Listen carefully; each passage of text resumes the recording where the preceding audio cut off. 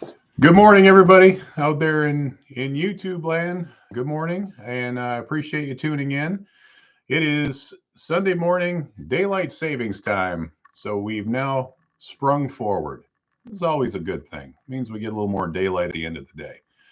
But it's really dumb because we have the same amount of daylight no matter what happens. It's just the time. So if I have a vote in this, let's leave it alone right now because I like a little more light in the afternoon. Anyway, that's not why we're here.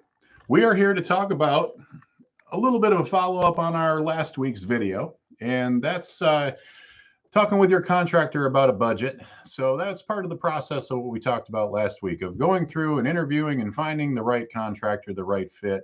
So you've done all that. You've done your homework. You've gotten their general liability, their workers' comp. You've established a level of trust. So now it's time to talk about how much is this stuff going to really cost.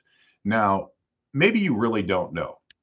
The right contractor can help you establish a budget for, say, your wish list. The thing that if you could have everything that you could ever dream of, how much does that cost?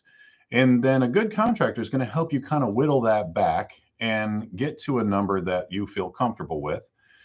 So knowing a budget and knowing a number and giving that number to a contractor isn't the worst thing in the world. Don't be afraid of it. If you've established that trust with that contractor, they should help you understand why something costs what it does and really feel good about spending money and going forward with that individual. Good repairs, they're not cheap.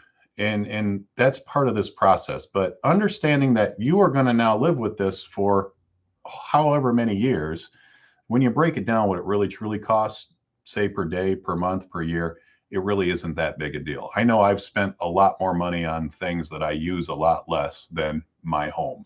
So having that number, disclosing that number doesn't mean that contractor is there to just nickel and dime you to the end. It's just be able to help you figure out how to spend that money properly. So start with a contractor that you trust, help them understand what you want.